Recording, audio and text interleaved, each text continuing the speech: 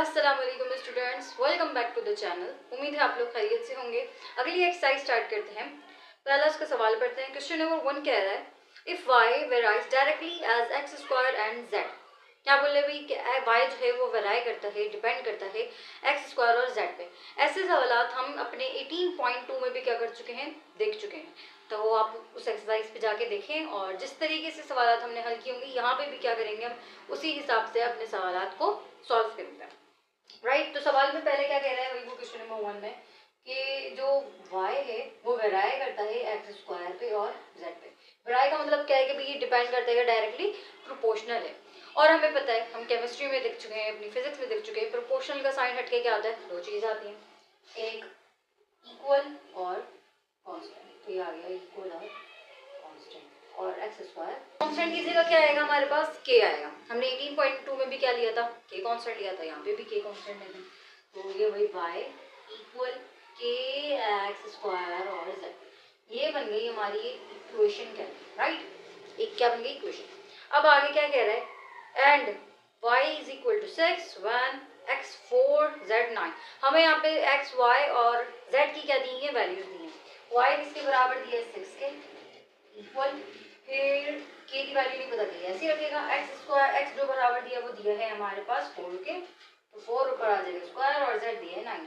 अब यहाँ से हम किसकी वैल्यू निकालेंगे, k की वैल्यू निकालेंगे, ताकि हमारी पूरी इक्वेशन में भाई जितनी भी वैल्यूज हम उनको क्या कर सकें, पता कर सकें कि भाई क्या क्या है। और हमने 18.2 में भी ये देखा था k की वैल्यू हम सबसे पहले मालूम कर रहे थे, यहाँ पे भी वही करेंगे।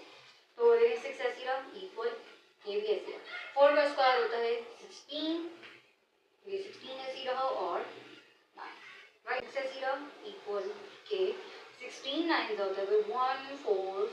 राइट, अब k की वैल्यू मालूम करनी है तो 144 यहाँ पे मल्टीप्लाई और इधर आके डिवाइड, जब ये 6 से डिवाइड होगा 144 तो k की हमारे पास वैल्यू आएगी 6 1 6 6 24 114।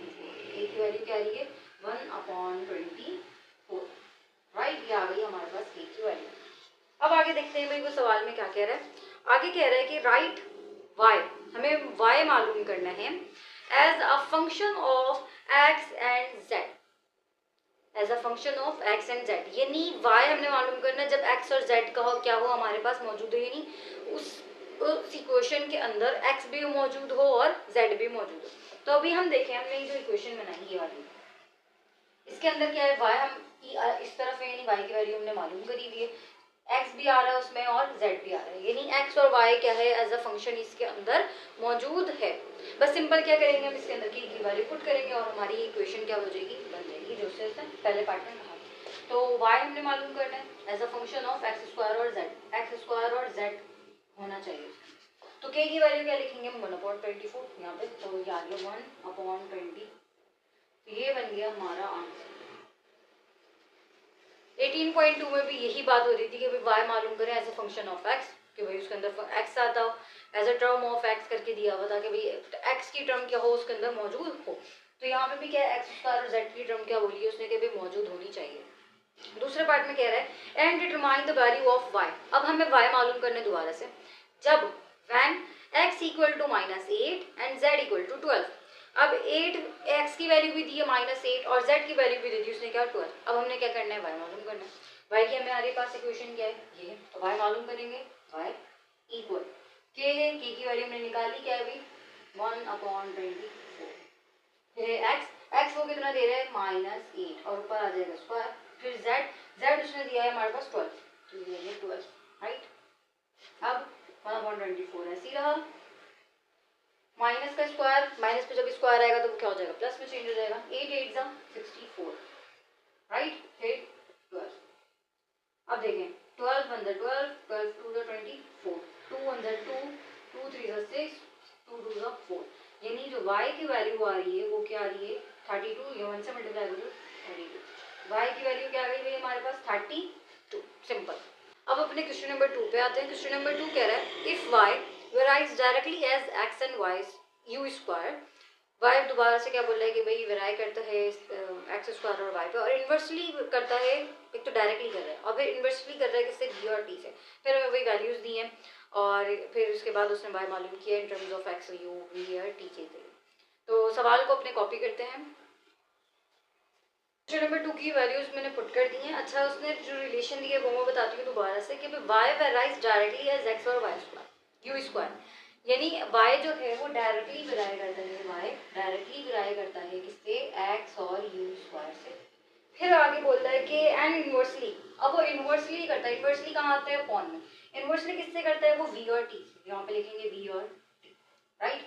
प्रोपोर्शनल हट के आता है इक्वल और कांस्टेंट, हम कांस्टेंट क्या लेते हैं, के। तो जो हमारे पास इक्वेशन बनेगी वो बनेगी y इक्वल टू के x you square upon we T. और ये क्या करेंगे भाई, हम इसके अंदर k की वैल्यू फाइंड करेंगे, बाकी सारी वैल्यूज रखे y एक्स यू और वी टी, सही है। y किसके बराबर दी, 40 के, तो मैंने लिखा 40 इक्वल, फिर है के हमने फाइंड करना है, ये ऐसी रहा। x की वैल्यू क्या दी उसने 8, फिर है यू स्क्वायर, यू की वैल्यू दी है 5, ऊपर आ जाएगा स्क्वायर अपॉन v बराबर दिया है हमारे पास 3 के और t दिया है 2 के, राइट। अब यहाँ से हम k की वैल्यू क्या करते हैं, फाइंड करते हैं। 40 तो ऐसे ही रहा इक्वल k, 8, अच्छा 8 भी ऐसे ही रहेगा, पहले हम 5 का स्क्वायर लेंगे, 5 5 जा 20y और अपॉन में हमारे पास 3 और 2, राइट। फिर 40 ऐसे ही रहा इक्वल k, 8 जब 25 से मल्टीप्लाई होगा तो बनेगा 200, राइट, 200 अपॉन 3 2 क्या होता है, 6 होता है, फिर 6। अब हमने क्या करना है, k की वैल्यू फाइंड करनी है, तो 200 को भी हटाना पड़ेगा और 6 को भी हटाना पड़ेगा। 6 यहाँ पे क्या हो रहा है, डिवाइड, इधर आके क्या होगा, मल्टीप्लाई। तो 6 जब 40 से मल्टीप्लाई होगा तो हमारे पास बनेगा 6 4 क्या होता है 24 और ये 0, राइट, 0 आ गया। फिर इक्वल k और 200, अब 200 यहाँ पे क्या हो रहा है, मल्टीप्लाई, इधर आके डिवाइड, तो 240 से 200 क्या होगा, डिवाइड होगा, 0 से 0 कैंसिल, 4 5 जा 20 और 4 6 जा 24, तो k की वैल्यू क्या आ रही है हमारे पास 6 अपॉन 5, राइट, ये आ गई हमारे पास k की वैल्यू। अब देखते हैं इसने फाइंड क्या करवाया हमसे। अब कह रहा है फाइंड y, हमने y मालूम करना है, जैसे हमने क्वेश्चन नंबर 1 में मालूम किया था। मालूम करते हैं in terms of x u v and t, यानी एक ऐसी इक्वेशन होनी चाहिए या y की ऐसी वैल्यू आनी चाहिए जिसमें x भी आए, u भी आए, v भी आए और t भी आए। तो ये इक्वेशन मालूम कर चुके हैं, इसके अंदर बस क्या है k और k की वैल्यू पुट करेंगे तो हमारा आंसर आ जाएगा। तो y हमने फाइंड करना है जब हमारे पास x भी हो टर्म में, u भी हो और v भी हो और t। तो k की वैल्यू फाइंड करते हैं, k की वैल्यू आ चुकी है हमारे पास, जो मालूम कर ही चुके हैं हम, क्या है 6/5 की आ गई 6/5, राइट, ये आ गई हमारी value, simple 6x u square upon 5v t, simple ये आ गई क्या हमारी वैल्यू। अब आगे दूसरे पार्ट में कह रहा है also find the value of y, हमने y मालूम करना है जब x 2 के बराबर दिया, u 4 के बराबर, v 3 के बराबर और t -1 के, बिल्कुल सेम वही सवाल है पहले सवाल की तरह। और आप 18.2 देखेंगे ना, वो भी बिल्कुल आपको इसी तरीके से सवाल आपको दिए गए होंगे उसमें भी। तो y मालूम करना है हमने, अब उसमें क्या है, इन सब की वैल्यूज दी हुई हैं, तो k की हम मालूम कर चुके हैं, k की क्या है 6/5, तो ये भी 6/5। फिर है x की उसने वैल्यू दी है हमें -2 के बराबर, ये -2, और u दिया है उसने 4, तो 4 के ऊपर आएगा स्क्वायर, फिर अपॉन, फिर आगे दे रहा है कि v की वैल्यू दी उसने 3, तो यहाँ हमने 3 लिख दिया, और t की वैल्यू क्या दी उसने -1, ये आ गई सारी वैल्यूज, राइट, सारी वैल्यू हमने लिख ली। अब इनको सॉल्व करते हैं, ये 6/5 तो ऐसे ही रहेगा, फिर -2, 4 का स्क्वायर होता है 16, अच्छा ये अपॉन ऐसे ही लगा दें, 3 ऐसे ही रहा -2। अब इन सब ऊपर वाले ऊपर से होंगे, नीचे वाले नीचे से, y equal plus minus minus minus plus minus, यानी आंसर आएगा माइनस का होगा, राइट। फिर 6 2 होता है 12, 12 16 होता है वही 192 upon plus minus plus plus plus plus minus minus minus आएगा नीचे की वैल्यू, फिर 5 3 जा 15, 15 1 जा 15, तो आएगा माइनस का 15। अब देखिए कैंसिल क्या क्या हो रहा है, माइनस से माइनस कैंसिल हो गया, सही। फिर 3 5 जा 15 और 3 64 जा 192, तो y की वैल्यू आ रही है हमारे पास 64 अपॉन, क्या आ गई हमारे पास y की वैल्यू। सेम इसी तरीके से हम अपना क्वेश्चन नंबर 3 भी कॉपी करते हैं और फिर उसको देखते हैं कि फिर उसमें आप क्या कह रहे हो। ओके स्टूडेंट्स, क्वेश्चन नंबर 3 मैंने कॉपी किया, उनकी वैल्यूज लिख दी हैं w और u और v की, राइट। क्वेश्चन नंबर 3 बढ़ते, क्वेश्चन नंबर 3 में क्या कह रहा है, क्वेश्चन नंबर 3 में कह रहा है if W varies directly as u square. सबसे पहले क्या बात बोली कि W जो है वो डायरेक्टली वेराई करता है किससे, यू स्क्वायर से, राइट। ये आ गया एक रिलेशन। उसके आगे क्या कह रहा है, एंड इनवर्सली, अब वो इनवर्स रिलेशन लगता है, अब इनवर्स जो भी होगा वो अपॉन में आएगा। Inversely as cube root of v, यानी वी के क्यूब रूट से क्या करता है वो इनवर्सली प्रोपोर्शनल लगता है। क्यूब रूट ऑफ वी हम कैसे लिखेंगे, ऐसे रूट क्यूब रूट और उसके अंदर क्या लिखेंगे, यानी cube root of v, right. अब क्या करेंगे हम, प्रोपोर्शनल का साइन हट के हमें पता है भाई क्या आता है, इक्वलर कांस्टेंट, तो इक्वलर कांस्टेंट लगाते हैं। W equal k u square upon root cube root of, right. अब के की वैल्यू फाइंड करेंगे कैसे, W की वैल्यू रख के, U की वैल्यू रख के और V की वैल्यू रख के। तो W की वैल्यू क्या हमारे पास 216 इक्वल के ऐसे ही रहा, U की वैल्यू क्या दी हमें 6, तो 6 के ऊपर आ जाएगा स्क्वायर अपॉन, और क्यूब रूट ऐसे ही रहा, और V की वैल्यू दी 27, राइट। चेक करते हैं भाई, 216 तो ऐसे ही रहेगा इक्वल के 6 का स्क्वायर होता है 36, 36 अपॉन क्यूब रूट ऑफ 27 बराबर होता है 3 के, ठीक है भाई। हमने देखा 3 का क्यूब होता है 27 के बराबर, 3 3 is 9, ऐसे लिखो 3 3 is 9, 9 3 is 27। तो 27 को हम कैसे लिख सकते हैं, ऐसे 3 क्यूब करके लिख सकते हैं, ऊपर लगा हुआ है क्या रूट, तो क्यूब रूट से क्यूब कैंसिल, तो आंसर क्या आया 3, यानी 3 1 3 3 12 36। अब 12 के साथ क्या हो रहा है मल्टीप्लाई, इधर आके क्या होगा डिवाइड, तो 216 से 12 डिवाइड होगा, राइट। फिर क्या होगा भाई, अब कैंसिल करते हैं, 12 बन जाए 12 12 18 है 216, तो के की वैल्यू आ रही है हमारे पास 18, राइट। के की वैल्यू क्या है हमारे पास 18। अब सिंपल आगे देखते हैं वो आगे क्या कह रहा है भाई। इसके बाद वो कह रहा है कि find the value of W, हमें W की वैल्यू मालूम करनी है when U equal to 10 and V equal to 125, हमें W मालूम करना है, तो W तो रहा ऐसी ही, राइट। इक्वेशन हमारी ये बन चुकी है, ये हमें जो रिलेशन दिया वो ये दिया उसने। W हमें मालूम करना है जब U किसके बराबर थे 10 के और V बराबर थे 125 के। अच्छा, सबसे पहले आ रहा है K की हम वैल्यू मालूम कर चुके हैं 18, तो हम यहाँ पे लिखेंगे 18। फिर है U की वैल्यू उसने दी है हमें 10 के बराबर 10, और ऊपर आ जाएगा स्क्वायर अपॉन, फिर है क्यूब रूट, तो हमने लगाया है क्यूब रूट, और V की वैल्यू दे रहा है 125, तो आगे 125, राइट। अब चेक करते हैं, 18 ऐसी रहा, 10 का स्क्वायर क्या होता है 100, 10 का square 100 upon cube root of 125 बराबर होता है 5 के, क्योंकि 5 का क्यूब होता है हमारे पास 125, 5 5 is 25, फिर 25 5 is 125, तो आंसर क्या आएगा यहाँ पे 5। W ऐसी रहा, 18 मल्टीप्लाई होगा हमारे पास 100 से, तो आंसर आएगा 1800 अपॉन 5। फिर कैंसिल हो रहेंगे, तो W की वैल्यू होगी 5 मतलब 5 5 3 6 0, तो 5 का जब तो आप 360 से मल्टीप्लाई करेंगे तो आंसर आएगा आपका 1800 से, ये कैंसिल हो क्या हो रहा है 3600 आंसर आ रहा है, तो W की वैल्यू हो रही है हमारे पास 3600, राइट। ऐसे ही सारे सवाल क्या होंगे हमारे हल होंगे। तो अपना क्वेश्चन नंबर 4 देखते हैं अब हम। ओके स्टूडेंट्स, क्वेश्चन नंबर 4 कर देखते हैं। क्वेश्चन नंबर 4 में कह रहा है if the time period of t of simple pendulum is directly proportional to the square root of its length l। t क्या बोल रहा है कि t जो है वो डायरेक्टली प्रोपोर्शनल है स्क्वायर रूट ऑफ l। फिर आगे कह रहा है and inversely proportional to the square root of acceleration due to gravity g। Inversely proportional यानी अपॉन में आएगी, और स्क्वायर रूट ऑफ है इसका acceleration due to gravity g का क्या है ये इनवर्सली प्रोपोर्शनल लगता है। तो हमें रिलेशन के दिए t डायरेक्टली प्रोपोर्शनल है root square root of l से, और inversely proportional square root of g से।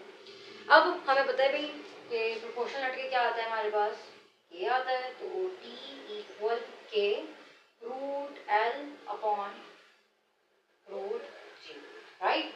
सबसे पहले हम क्या करेंगे के की वैल्यू फाइंड करेंगे, हमें t की वैल्यू भी दी है, l की वैल्यू भी दी है और g की वैल्यू भी दी है। तो t किसके बराबर दिया है 2 के, मैंने लिखा भाई 2 इक्वल, फिर है के की वैल्यू मालूम करनी है जैसे, फिर है रूट l की वैल्यू क्या दी है इसमें 100 अपॉन, फिर है रूट g लिखा रूट, और g की वैल्यू क्या दी है इसमें 9.8।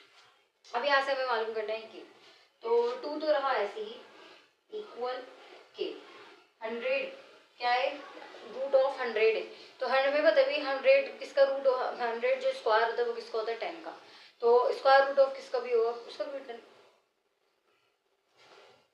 फिर ये रूट 100 कैलकुलेटर में लिखे हैं रूट 100, आंसर क्या आएगा 10, क्योंकि 10 का स्क्वायर ही क्या होता है 100 होता है।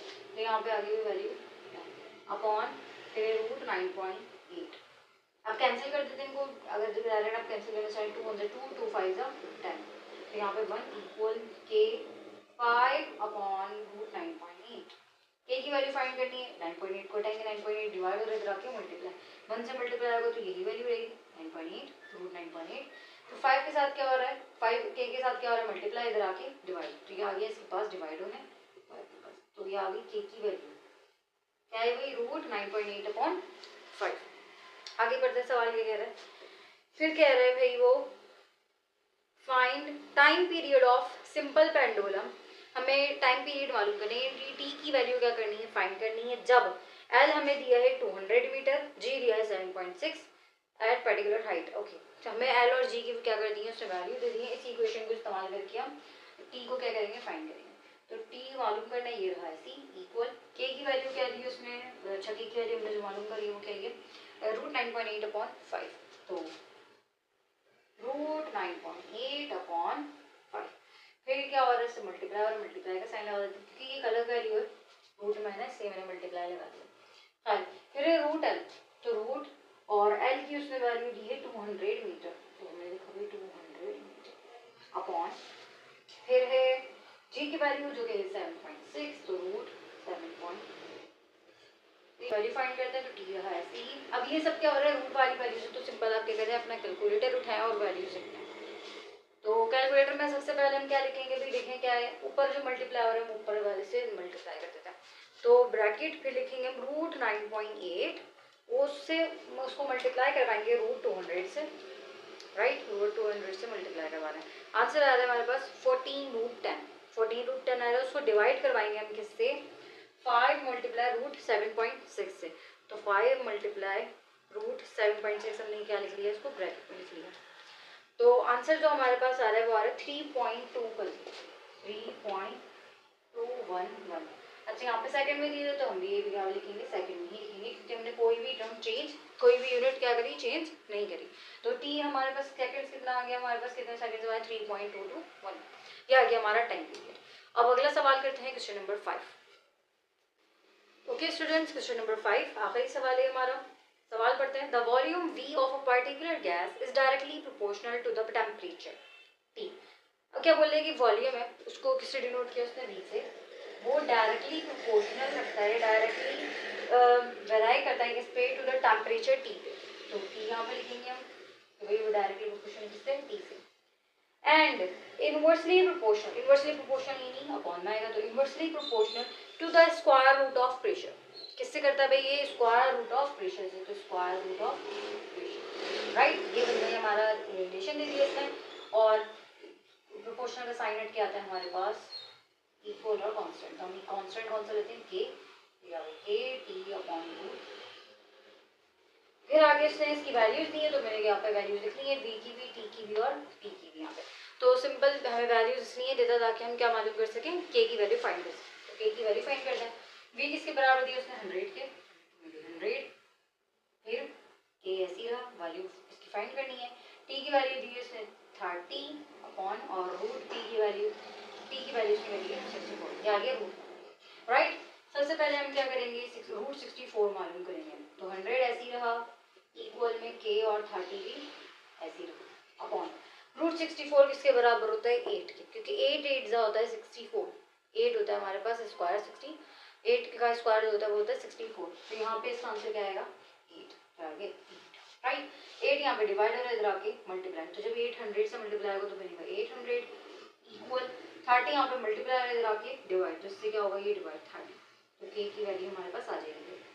अब के की वैल्यू फाइंड करते हैं कैसे, कैंसिल करके। अच्छा यहाँ पे 0 से सिर्फ 0 कैंसिल होगा और 80/3 ऐसे ही रहेगा, इससे ज़्यादा ये कैंसिल नहीं हो सकता, राइट। तो के की वैल्यू क्या है ये 80/3। आगे सवाल पढ़ते हैं, आगे कह रहा है इफ v इक्वल टू हैं, मैंने सवाल दोबारा पढ़ लिया। दोबारा हमें जो आगे कह रहा है सवाल में, वो कह रहा है find the value of v। हमें v की वैल्यू मालूम करनी है when t equal to 60 and p equal to 81। हमें v की वैल्यू फाइंड करनी है, v रहा ऐसे इक्वल, फिर हमारे पास जो ये रिलेशन आ रहा था वो ये था, k की वैल्यू हम फाइंड कर चुके हैं जो क्या है 80/3, k की वैल्यू क्या है 80/, फिर बोल रहा है t की वैल्यू क्या दी है उसने 60, हम यहाँ पर लिखेंगे 60/, और p की वैल्यू वो दे रहा है 81, तो ये आ जाएगी रूट के अंदर 81, राइट। फिर मालूम कर दें 80 को जब हम 60 से मल्टीप्लाई करेंगे तो हमारा आंसर आएगा 4800, राइट। 3 ऐसे रहा अपॉन में, और रूट 81 किसके बराबर होता है 9 के, क्योंकि 9 का स्क्वायर हम देख चुके हैं भाई क्या होता है 81, 9 9 जा 81, तो इसका आंसर आएगा 9, राइट। ऐसे रहा 4800 भी ऐसे रहेगा, 3 9 जा क्या होता है भाई 27, तो इनको कैंसिल करवाते हैं। सिंपल आप कैलकुलेटर में लिखें 412, ओके हमारा आंसर आ रहा है 1600/9। ये कैंसिल हुआ 3 के टेबल से, 3 9 27, एंड उसको कैंसिल करेंगे जब हम तो 3 को 1600 को मल्टीप्लाई जब करेंगे तो आंसर आएगा हमारा 4800, राइट। तो हमारे जो सारे सवाल थे वो यहाँ पे मुकम्मल हो चुके हैं, हमने अपनी 18.5 एक्सरसाइज अपनी मुकम्मल कर ली है। तो मिलते हैं अगली एक्सरसाइज में, तब तक के लिए अल्लाह हाफ़िज़।